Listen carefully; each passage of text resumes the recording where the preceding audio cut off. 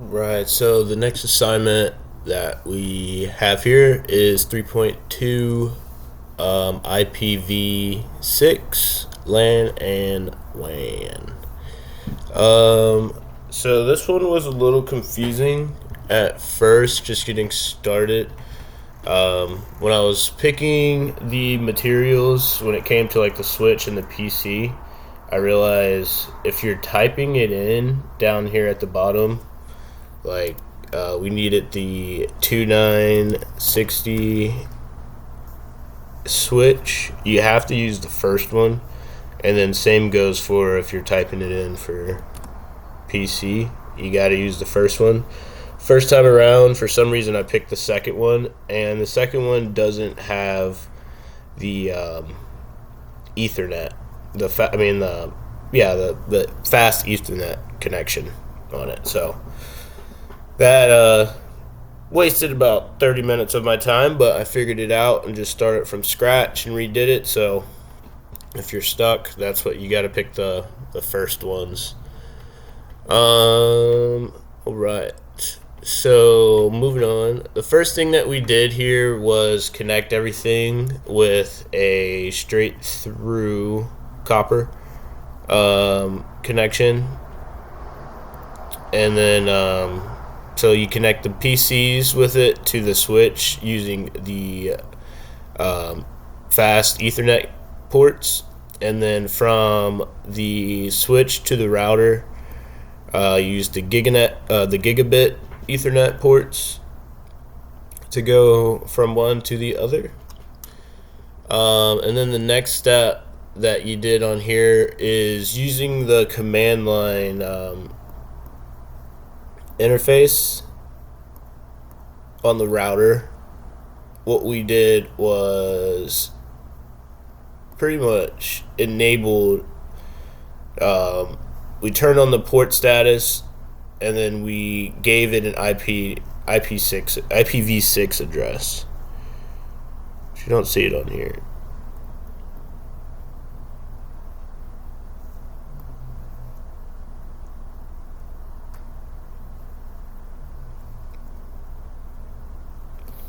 So when you're going through what you're doing on the command line in the router, is setting up IPv6 unicasting, and then once you do that, you hop into the interface by typing in INT, and then you go into which interface you want to do. So in the first case, we do gigabyte Ethernet 0/0, and then from there, what we do, we set up the IP address to enter to be the 2001 DB8 AAA A1/64.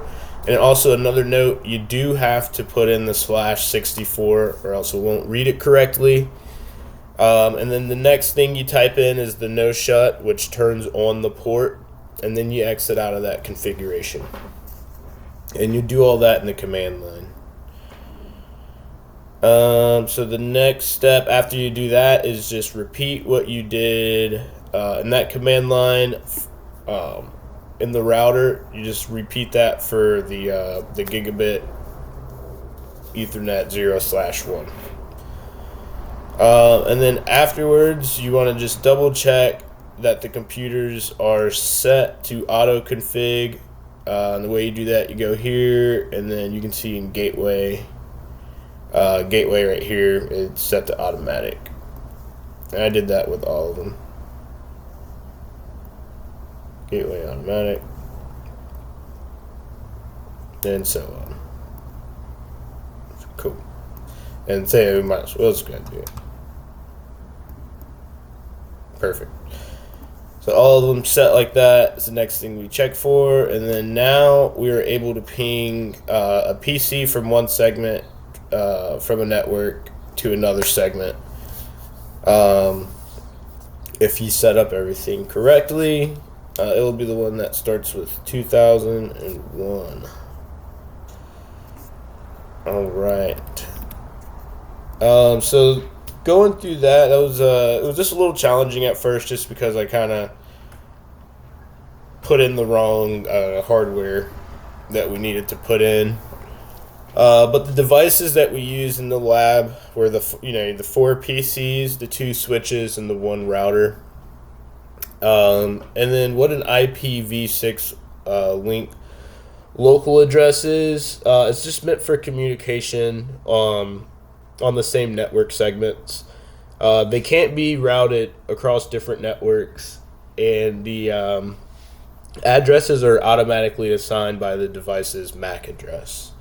So that's how you get your local IPv6 local address.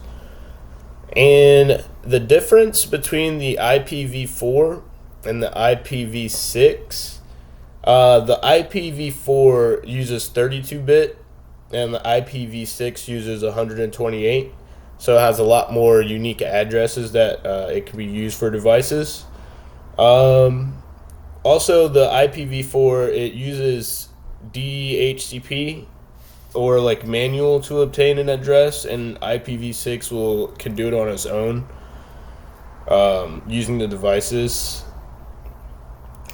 And then the auto config setting under the IPv6, what that configuration does is it automatically sets up the IPv6 address for you, so you don't have to manually do it.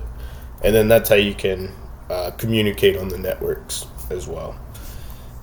So this one was pretty good, like I said, but also it took me a while at first just because it was just a little confusing with me picking the wrong devices. But if you pick the right ones, it's a pretty good, quick, and easy assignment. I did like it, though. Cool.